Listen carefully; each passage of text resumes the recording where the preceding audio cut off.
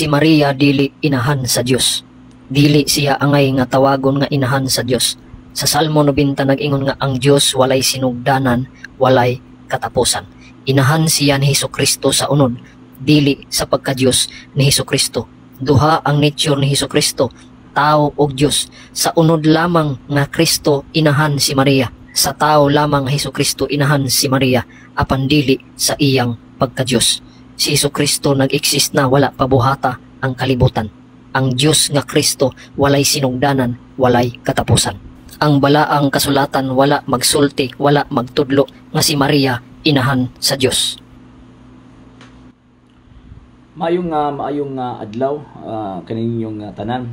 Sir Arjuseno, bani ko ninyo sa kadali nga panahon aron na panagisugot ni ining maong ginagmay nga reaksyon mahitungod aning video nga inyohang nakita dili pa lang dugay. So nalang tay gustong klaruhon subay sa atong pagtuong Katolika kay usahay manggod kining atong mga higala nga mga dili Katoliko maghimog ilahang kaugalingong teaching pagkahuman ipahid na sa tuang gitawag og mga Katoliko. Muna nga atong karuhon subay sa pagtulunan sa Santa Iglesia kay para dili ta mailad nining atong mga higala nga mga dili Katoliko. So pinakauna natong klaruhon, walay pagtulunan ang Santa Iglesia Katolika Apostolika Romana nga ang mahal nga Birheng Maria mas una pa sa Dios. Wala. Number 2, wala tay pagtulunan sa Santa Iglesia Katolika Apostolika Romana ang atong Ginoong Jesucristo duha ka persona, naay persona sa pagkatao, naapoy persona sa pagka-Dios. Ikatulo, walay pagtulunan ang Santa Iglesia Katolika Apostolika Romana nga sola scriptura or Bible alone. Ano ako ang manang gisulti tungod kay sa nakita nako sa gitawag og video kining tulo ka rason o tulo ka puntos nga ako ang gihatag ninyo diha siya tawag ini nagbalik-balik. Dili daw kuno siya o sila mutuo nga ang mahal nga Birheng Maria inahan sa Dios nganuman kay mas nauna pa daw ang Dios o ang Dios walay sinugdan og gitawag og walay katapusan tinuod biya na. Pero kining Dios nga walay sinugdan og walay katapusan nahimo biya ng tao. Di ba? St. John chapter 1 verse 1 and 14. In the beginning was the Word, and the Word was with God, and the Word was God.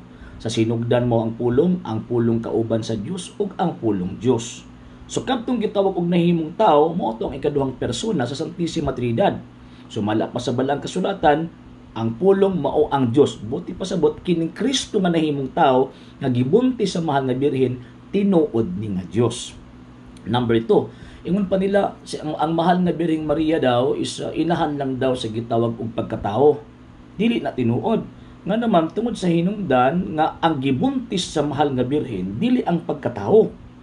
Ang nahimong tao dili ang pagkatao, kundi ang nahimong tao ang ikaduhang persona sa Santissima Trinidad.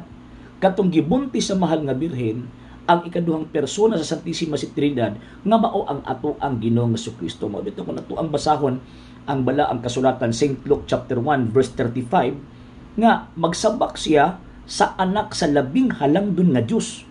Wala giingon nga magsabak ang mahal nga birhen sa pagkatao. No, dili na mo gisulti. Ang gisulti sa balaang kasulatan ang isabak sa mahal nga birhen, ang ibuntis sa mahal nga birhen, ang ikaduhang persona sa Santissima Trinidad nga sumala pa sa anghel ang anak sa labing halangdon nga Dios.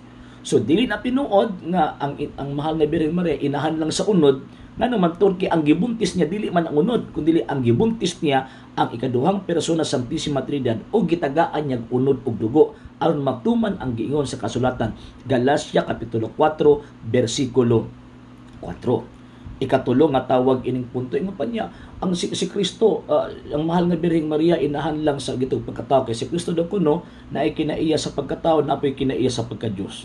Inahan lang sa pagkatao apan dili inahan sa pagka-Dios. Again, dili nature ang gibuntis mahal nga birhen na dili pagkatao, dili ang pagka-Dios mo gibuntis sa mahal nga birhen, ang gibuntis sa mahal nga birhen ang ikaduhang persona sa Santissima Trinidad, ang Dios. Katong anak yun mismo sa Dios. Ingon pa niya wa di mabasa daw sa Biblia nga nagtudlo ang balaang kasulatan nga si Birhen Maria inahan sa Dios na ay mabasa ay implied. Asa man ang mabasa San Lucas kapitulo 1 bersikulo 43. Ingon si Santa Elizabeth nga puno si Espiritu Santo, ingon pa niya sa usamang paggiha nga ang inahan sa akong Ginoo miduaw kanako. And remember, Romans chapter 10 verse 12 and Acts of the Apostles chapter 10 verse 36. Si Kristo mao ang Ginoo sa mga Ginoo, unya ang Dios lamang ang Ginoo sa mga Ginoo. So therefore katong gibunti sa mahal nga birhen nga mao ang Ginoo sa mga Ginoo, mao to ang Dios.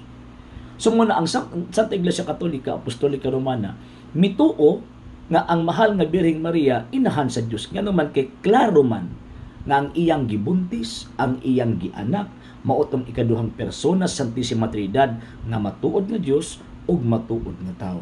Kung dili mo mutuo nga ang mahal nga Birheng Maria inahan sa Dios, inyong gidegrade si Kristo. Wa mo nagtuo ang Kristo nga Dios. Ngano man kay ang inyong pagtuo ang Kristo limitado? No. Ang Kristo Diyos.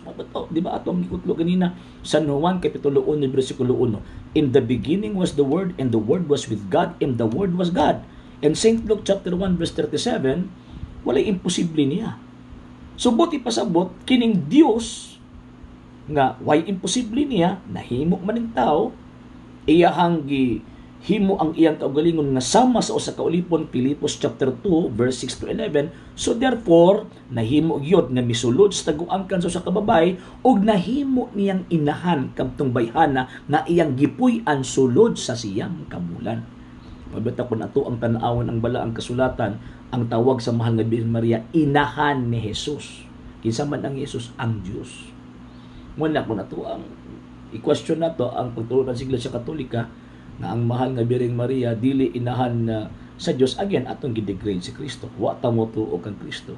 And at the same time, wa na to dawatan ang gahom ni Kristo nga mahimo siyang gitawag og tao. Again, ang atong pagtuo may tungod sa mahal nga Birheng Maria nga inahan sa Dios, nagapunting kana sa Dios nga nahimong tao. Ug kinsa man nga Dios nga nahimong tao, ang ato ang Ginoong Kristo. Muna ang Santa Iglesia Katolika Apostolika Romana tama ay ang pagtulunan nga ang mahal nga Birhen Maria inahan sa Dios kay gitudlo sa balaang kasulatan, gitudlo sa mga father sa simbahan Katolika, o at the same time mo ni pagtuo nga nadawat nato gikan pagyud mismo sa gitawag og mga apostol. So kato lang ug unta ato himo ato pagtuo, atong paningkamutan nga panalipdan ang atong pagtuo. Ecclesiam Servire et Fidem Catholicam Defendere.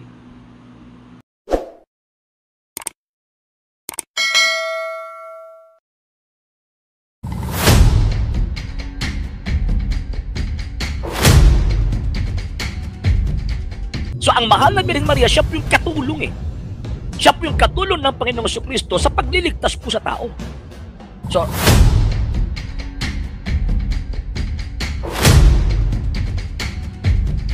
okay. Bakit ang mga Katoliko ay nagbibigay po ng veneration? Actually, yung term po kasi ng veneration sa religious terms po and the definition po kasi, worship po siya Pero ang classification lang po niya is veneration. Hindi po pwedeng ang classification po niya ay tinatawag na adoration. Kasi ang simbahang Katolika po kasi, tayong mga Katoliko, meron po tayong 3 classification of worships. Number 1 classification po natin is yung adoration. So itong adoration, ito po yung pagsamba natin para lamang po sa Panginoong Diyos. For example, ano po ba yung pagsamba po natin para lamang po sa Panginoong Diyos? For example, yung Pater Noster, yung 'di ba, magdadasal po tayo Pater Noster quae sincellis sanctificetur nomen tuum, adveniat regnum tuum, fiat voluntas tua sicut in cielo et in terra, yun, etc., etc. So sa Bisaya or sa Tagalog or sa English, our Father who art in heaven, hallowed be thy name, thy kingdom come, thy will be done on earth as it is in heaven, etc. So yun. So yan po yung tinatawag na adoration. Sa prayer, sa devotion po natin kasi meron po tayong liturgical prayers and at the same time, meron po tayong devotional prayers. Ang Our Father, yung Pater Noster, kahit liturgical po siya, pero pwede din po nating magamit sa mga devotional prayers po natin like sa ibang mga dasal. Yun. So, pag magdadasal po tayo, Our Father who art in heaven, adoration po yan. Ano pa yung example ng ibang tinatawag na term, ibang dasal natin na adoration? Yung Gloria Patri. Diba? Gloria Patri et Filio et Spiritui Sancto, secut erat in principio et nunc et semper et in saecula saeculorum. So yon, glory be to the Father and to the Son and to the Holy Ghost, as it was in the beginning, is now and ever shall be, world without end. Amen. So adoration po yan kasi gino-glorify po natin ang Panginoong Diyos. Sir John Silaranyo, Sir Loloy Bumaya, good evening Sir Adrian. Kaya nga po Mamaya po, meron po tayong orientation mamaya, 7:30 po, sir, ha? Okay. So ngayon, sige, balik po tayo sa program natin. Okay, so yun. So yan po yung adoration. So yung pagsamba natin liturgically, ginagamit po natin is yung Santa Misa. So sa Misa, siya po yung pinakataas na pagsamba sa loob po ng simbahang Katolika. Bakit po? Kasi yung katawan at dugo ng ating Panginoong Jesucristo, ino-offer po yan sa panahon ng pagsamba po natin. Unlike po sa mga ibang sekta, yung pagsasamba po nila, hindi po yan pagsamba. Sa atin, bakit po? Kasi yung pagsamba po nila sa atin, yan study. Di ba? Tingnan nyo, di ba? Yung mga pastoy po nila pag tinatawag na magtuturo, always po may bit-bit ng Biblia. Pagkatapos yung mga members, yung mga membro ng kanilang sekta, yun, nasa baba. Pagkatapos, nagbubuklat po ng banal na kasulatan. So, ang mangyayari po dyan, instead of worshiping, mag-worship po sila, hindi na po worship po yung mangyayari. Ang ginagawa po nila is Bible study. Yun, di ba? Most of the non-Catholic sa denomination, yan po yung pamamaraan po nila, na sinasabi po nila pagsamba, pero hindi po yan pagsamba. Yung praise and yung praising po nila, na para pong concert, hindi po yan pagsamba. Kasi according sa banal na kasulatan, yung pagsamba po, lalo na po yung sa Old Testament, di ba, yung araw ng Sabat, ang ginagawa po nila, meron po silang i-offer na sacrifice. Yan. At yung sakripisyo na yon, yung animal sacrifice po noon, naputol na po yan, nahinto na po yan, nang namatay po ang ating Panginoong Jesucristo. Pero ang Panginoong Jesucristo, nag-establish po siya ng tinatawag na sacramental or sacramental sacrifice. At yan po yung Santa Misa. Yung sinabi ng Panginoong Jesucristo, do this in remembrance of me. Yan. Bakit po? Kasi, sabi ng banal na kasulatan, from the rising until its sunset, yung pure offering, kailangan po itong i-offer doon sa Panginoong Diyos. So, ang totoong pagsamba, dapat meron pong sakripisyong inaalay o iaalay. So yan po mga sir. So ang Iglesia Katolika Apostolika Romana lang po ang meron pong tinatawag na sakripisyo na iaalay po niya sa Panginoong Diyos. At yung sakripisyo na yun unbloody. At yung sakripisyo na yun perfect. Bakit po? Kasi ang laman at dugo ng Panginoong Jesucristo sa mukha po ng bread and wine after the consecration, magiging totoong katawan at dugo po yan ng Panginoong Jesucristo. At yan po yung i-offer bilang unbloody sacrifice doon sa Panginoong Diyos para yung mga kasalanan po natin ginagawa po natin araw-araw. So ang mangyari po dyan, yun patatawarin po tayo. So yan po. So bakit po ino-offer po yan? Kasi yan po yung pagsamba ng mga Katoliko. Yan. So yan po yung adoration. So ang rosary, mga devotions, yung tinatawag na mga novenas, hindi po makakapantay sa Santa Misa. Hindi po siya makakapantay sa Santa Misa. Bakit? Again, sa panahon ng Santa Misa, ibig pong sabihin po niyan, ano po yan? Yan po yung pinaka-highest form, the perfect form of worship and prayer. Yan po. Yung iba insan po kasi, ginagaya lang po nila, pero wala po yung bisa. Bakit po? Kasi hindi po totoong mga pari yung yung nag-o-offer ng bread and wine. And pagkatapos wala po silang paniniwala, wala po silang pananampalataya, yung tinatawag na the dogma of transubstantiation. Ibig sabihin, makakambyo po siya. Matatransubstantiate yung nature po niya from bread and wine to true body and blood of our Lord after the consecration. Wala po yan sa kanila. So, ibig sabihin, useless po yan. Sa harap po ng Panginoong Diyos, hindi po yung tatanggapin. Bakit po? Kasi yung nagmimisa, hindi po yan totoong pari. Yan po, insan. Okay, Sir Roger Tantoy, good evening, sir. Okay, mag-comment lang po kayo mga sir, ha? Sir John Chilaranyo, Sir Loli Bumaya, insan, Christoph, good evening sa inyo at sa inyo pong mga buong mga pamilya. Okay, so ngayon, yan po yung adoration. Okay, Sir Joel Tadley, good evening. So, yan po yung adoration. And pangalawa, itong tinatawag na veneration. Itong veneration, general term po yan na tinatawag na kina-classify into two din po. Special veneration and yung regular veneration. Special veneration, yan po yung pag-venerate po natin na ino-offer lamang po natin doon sa mahal na birhen. Bakit ino-offer po natin doon lamang po sa mahal na birhen? Bakit po? Kasi sa lahat ng mga nilalang na naging santo, ang mahal na Birheng Maria lamang po ang merong pinaka-highest degree of all the saints. Bakit po? Kasi hindi lang po grasya yung natanggap po niya. kundi ang natanggap po niya yung second divine person of the Blessed Trinity, na kung saan siya po yung tagapagligtas po natin. Siya po yung tumira sa mahal na birhen for 9 months. At doon po siya kumuha ng laman at dugo sa mahal na birhen. So kaya nga, yung term na ginagamit po natin na pagbibigay po natin na venerasyon sa mahal na birhen, special veneration, or sa Latin word, hyperdulia. Hindi po siya latria. Yan. So para lang po yan sa tinatawag na mahal na birhen. So kaya nga po tayo mga Katoliko, yung special veneration po natin sa mahal na birhen ay magro-rosaryo po tayo. Meron po tayong mga devotions. Yung devotion po natin yung the Seven Sorrows of the Blessed Virgin Mary. Then pagkatapos yung tinatawag na Immaculate Conception, yung devotion po natin sa Immaculate Heart. Yan, ang dami-dami po itong devotion para po sa kanya. Bakit po? Kasi sa lahat ng mga santo, siya po yung pinakamataas kumbaga sa lahat ng mga santo. Yan. Then pangalawa, itong tinatawag na ordinary or regular po na tinatawag na veneration na para po sa lahat ng mga santo. Ibig pong sabihin po niyan, yan po yung ang mga santong yan nakagawa po ng heroic sanctity. Hindi lang po simpleng sanctity lang, kundi heroes po sila sa pananampalataya po natin. So kaya nga, meron pong pagpupugay po sa kanila. Bakit po? Kasi nang nabubuhay pa po sila, meron po silang extraordinary na nagawa para sa pananampalataya at para sa Iglesia Katolika Apostolika Romana. So yan po. So mga sir, mga ma'am, dapat alam natin ma-distinguish yung yung tinatawag na yung classification of worships po natin para at least pag meron po tayong makaharap na may ibang sekta sa mangyayari, alam po natin paano natin i-explain yung pananampalataya natin. Okay, so ngayon, meron tayong adoration, meron tayong veneration. Sa veneration, classified into two, regular and special veneration. Then, itong tinatawag na adoration and veneration, meron din po tayong tinatawag na relative adoration and relative veneration. Bakit po merong relative adoration and relative veneration? Bakit? Kasi hindi po natin makikita yung hindi na po makikita natin yung mga santo kasi nasa langit na po sila. Hindi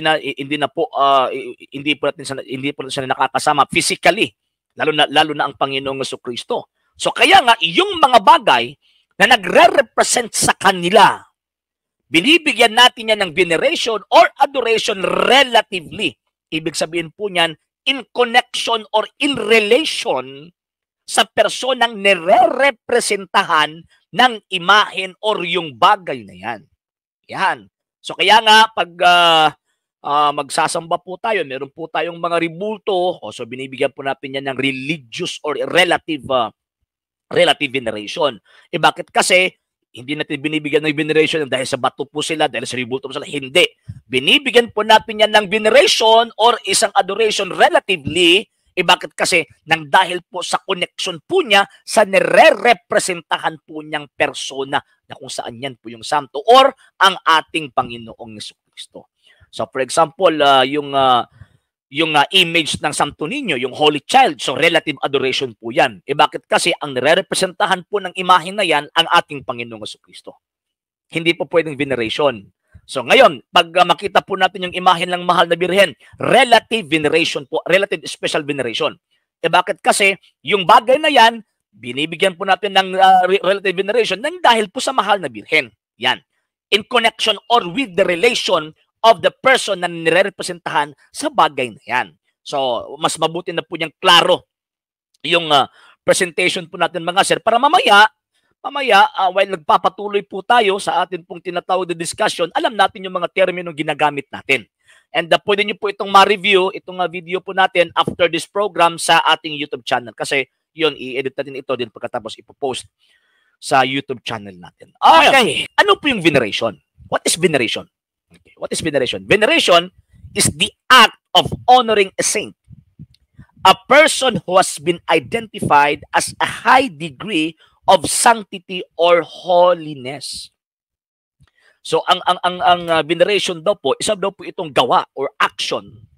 Isa po itong paggawa na binibigyan po natin ng yung honoring pagpupugay ang isang tao or ang isang santo na kung saan itong taong ito na-identify po natin or na-identify po siya na meron po siyang high degree, mataas na degree concerning sa kanyang sanctity at sa or pagkabanal po niya. So yan po yung tinatawag na veneration. So again, magkaiba po yan sa tinatawag na adoration.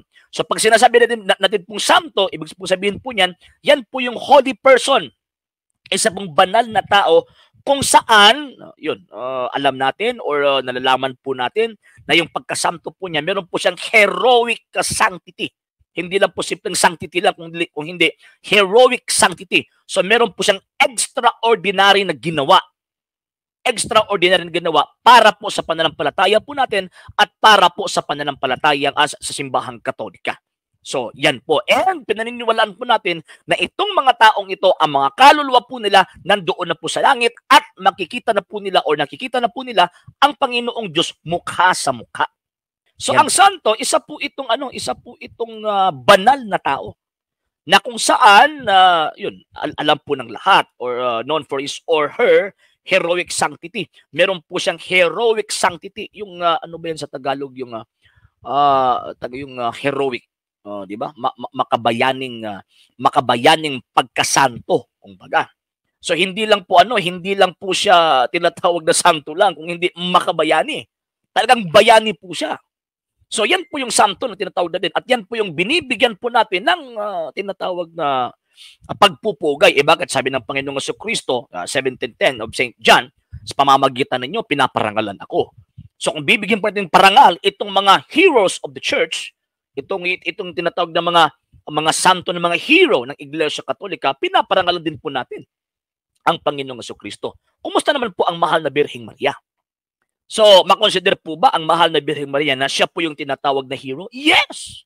Bakit kasi ang mahal na Birheng Maria, ang mahal na Birheng Maria po, mga sir, mga ma'am, isa po siyang hindi lang po sa simpleng hero lang, hindi po. Kung hindi, siya po yung co-redemptrix. Kasama po ng Panginoong Jesucristo na nagligtas sa libutang ito. Na nagligtas po sa tao. Bakit po kasi sa Old Testament, mga sir, mga ma'am, magkasama po kasi si Adan at saka si Eva na ano ba ito? Yung naging subject po sila sa kasalanan. Sila po yung source ng sin. Sila po yung source ng death. So, si Adan at saka si Eva. Ang katulong ni Adan, na makakuha po tayo ng kasalanan, makakuha po tayo ng kamatayan, si Eva. So kaya nga, in contrast po dito, sa bagong tipan, ang tinatawag na source ng kaligtasan or source ng buhay po natin spiritually, itong bagong Adan at saka bagong Eva. Sino po yan? Ang mahal na Birheng Maria at ang Panginoong Jesucristo. So ang mahal na Birheng Maria, siya po yung katulong Siya po yung katulong ng Panginoong Jesucristo sa pagliligtas po sa tao. So ano po yung ginawa po ng mahal na Birhen para makakatulong po siya sa ginawa ng Panginoong Jesucristo na iligtas po niyang tao? Number one, yung obedience po niya. Yung cooperation po niya sa salvation na gagawin ng Panginoong Diyos. Ano po yun? Diba Hebrews chapter 9 verse 22? Babasahin po natin mga sir, ha? Hebrews chapter 9 verse 22. Mas mabuti na po yung basahin po natin kaysa yun na i-reset lang po natin, di ba? Okay, basahin po natin mga sir, ha? Hebrews chapter 9 verse 22. Ito po. Ito na po. Babasahin po natin. Ayon sa kautusan, nililinis sa pamamagitan ng dugo ang halos lahat ng bagay sa pagsamba. At kung walang pagbubuhos ng dugo bilang handog sa Diyos, wala ring kapatawaran ang mga kasalanan. So walang kapatawaran ang mga kasalanan kung wala pong pagbubuhos ng dugo or pagbubuhis ng dugo. Kaya nga ang Panginoong Jesucristo, Hebrews chapter 2 verse 14, same po, kagaya po sa atin, nakakuha din po ng laman at dugo sa ating mga magulang. Bakit? Ano po yung reason? Para yan po yung gamitin po niya to destroy sin and evil. Yan po mga sir.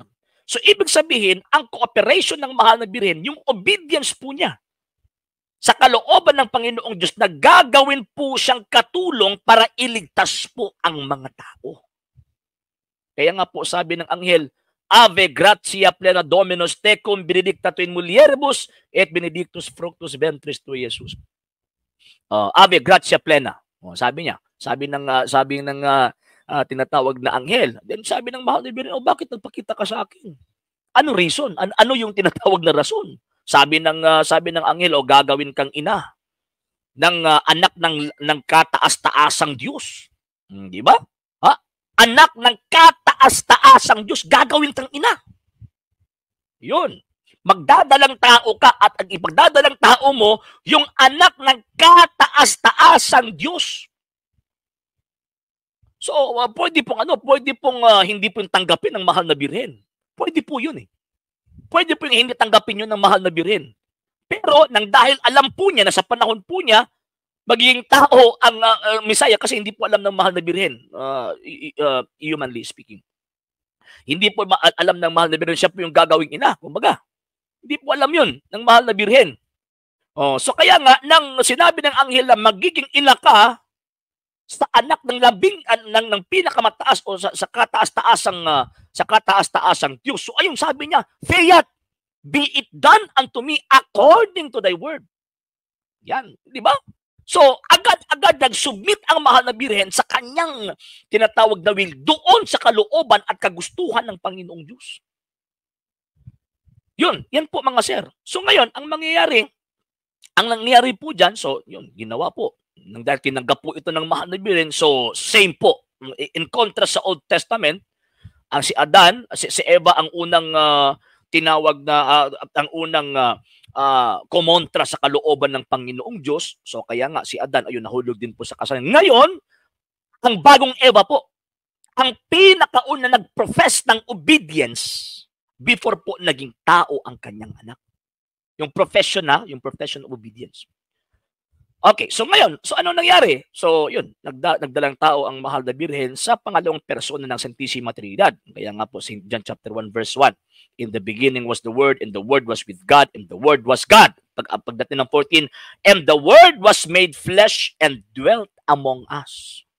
So, and the Word was made flesh, yung made flesh po dyan, hindi po yan, parang magic lang na nag-parachute ang Panginoon from langit, from sa langit din patungo sa libutan ito. Dumaan po siya doon sa sinapupunan ng mahal na Birhen na wala pong tinatawag na physical contact between two, yung male and female, wala po. And according to St. Francis de Sales, sabi pa ni St. Francis de Sales, na yung, siyempre, wala pong cooperation ang lalaki ng ipinagdadalang taong mahal na Birhen. So saan po kumuha ang Panginoong Diyos ng tinatawag na paraan na magiging taong Panginoong Jesucristo? According to St. Francis de Sales, kumuha ng tinatawag na 5 patak, hindi ko nagkakamali, 5 patak ng dugo galing sa puso ng mahal na Birhen. So kaya nga ayon, na-create yung humanity ng Panginoong Jesucristo sa loob mismo ng sinapupunan ng mahal na Birhen. So number 1, yung obedience ng mahal na Birhen. Again, sinabi ko po kayo na pwede na po yung hindi po niya tanggapin yun, pero tinanggap po niya eh. Tinanggap po niya. Number 2, ano po yung heroic action po niya? Co-redemptrix. Bakit kasi kung hindi po niya tanggapin yon, ay wala pong dugo na ibubuhis po doon sa cross. Number 3, ano pa? Yung pag-nurture po niya, pag-aalaga po niya sa anak ng kataas-taasang Diyos.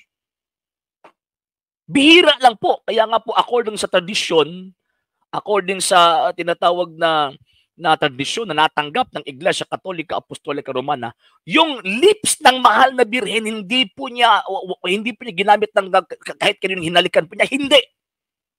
Inihanda po niya ito para lamang sa kanyang anak. Ang first and last kiss ng mahal na Birhen, nangyari po yun kay Panginoong Jesucristo. Kahit na nga sa San Jose, hindi po niya hinalikan yun eh. Kahit po sa San Jose, hindi po niya hinalikan yun. Bakit po? Kasi inihanda lang po ng mahal na Birhen ang kanyang labi para anak. Nang isinilang po sa St. John, mga sir, mga ma'am, actually, according sa tradition ng pananampalataya, isa sa mga nag-alaga kay St. John, ang mahal na Birhen. Pumunta po ang mahal na Birhen, di ba? Yung St. Luke chapter 1 verse 43. Pumunta po doon kasi at that time 6 months 6-month-old si Saint John sa loob ng sinapupunan ni Santa Elizabeth yung pagbisita ng mahal na Birhen. 6-month-old.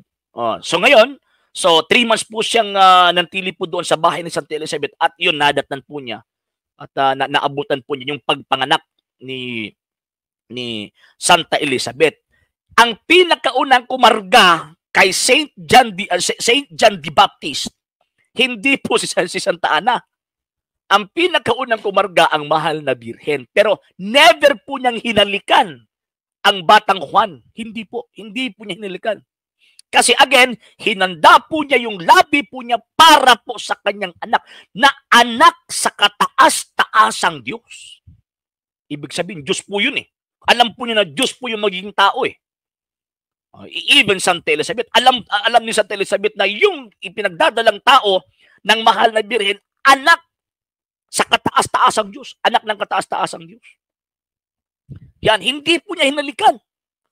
So, ibig pong sabihin, yung cooperation ng mahal na Birhen sa pagbibigay dugo sa batang ito, na siya po yung Savior po natin, isa po yung pinakamataas na bagay na ginawa po as heroic action para sa pananampalataya at para sa tinatawag na kaligtasan. Kaya nga po, mga sir, mga ma'am, before po niya tinanggap, meron ng pagpupugay ang langit para po sa kanya. Kung titignan po natin yung banal na kasulatan, meron na pong pagpupugay ang langit para sa kanya. Ano po yung nangyari? Kasi yung term po kasi ginamit sa Latin na translation, ang term na ginamit ave. Diba? Ave gratia plena. Nang pumunta ang Anghel Gabriel doon, kasi si Anghel Gabriel, isa po sa mga prinsipe ng mga anghel sa langit eh. Hindi po isang low-level angels ang ipinal doon sa mahal na Birhen.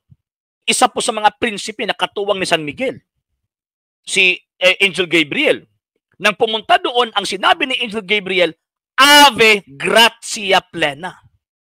Siyempre, yung prinsipe ng mga kasundaluhan doon sa langit, pagtatawag po ng Ave sa isang person, so ibig sabihin, kinikilala po niya yan na meron pong highest degree na mas mataas sa kanya.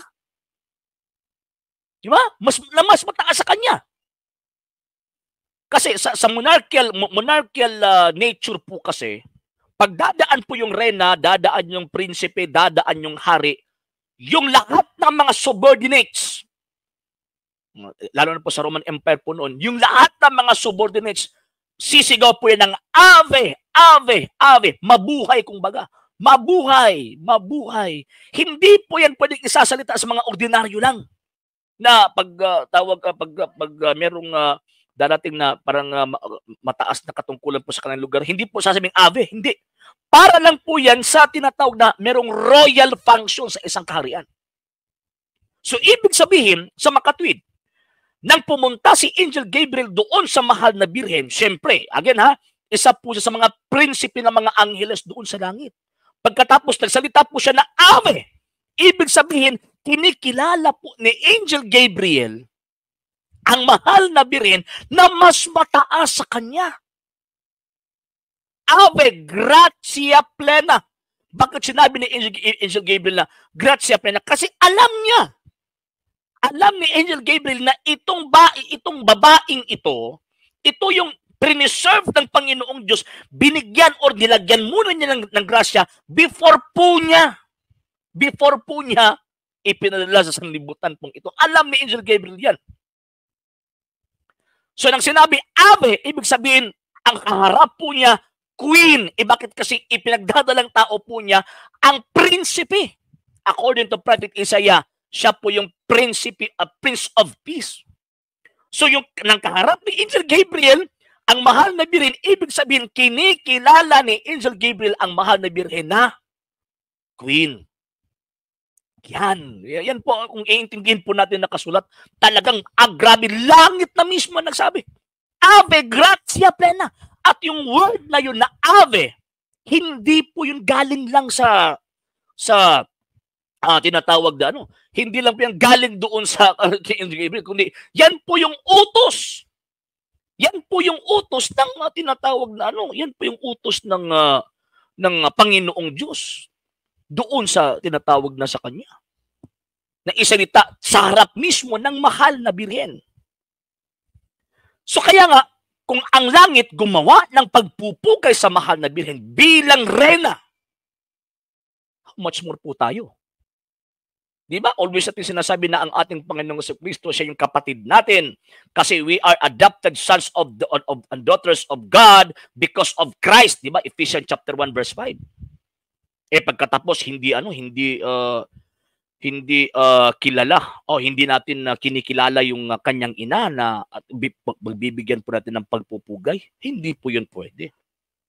Yan po yung reason mga sir, mga ma'am. Bakit po tayo nagbibigay-pugay sa mahal na birhen? And siyempre, ang Panginoong Kristo nagsabi, sa pamamagitan ninyo, pinaparangalan ako. Sinabi po niya yan sa kanyang mga apostol, how much more? Doon sa kanyang ina. And according sa tradition, talagang minamahal ng Panginoong Kristo todong-todo yung kanyang ina. Kaya nga po, before po siya namatay, before po na nawalan yung hininga po niya, iniwan po niya yung kanyang ina doon sa pinakamamahal po niyang disciple, si Saint John. So yan po. So yan po yung ano. So kaya nga yan po yung doktrina po natin. Bakit po natin binibigyan ng pagpupugay, mataas na pagpupugay ang mahal na birhen. So yan po.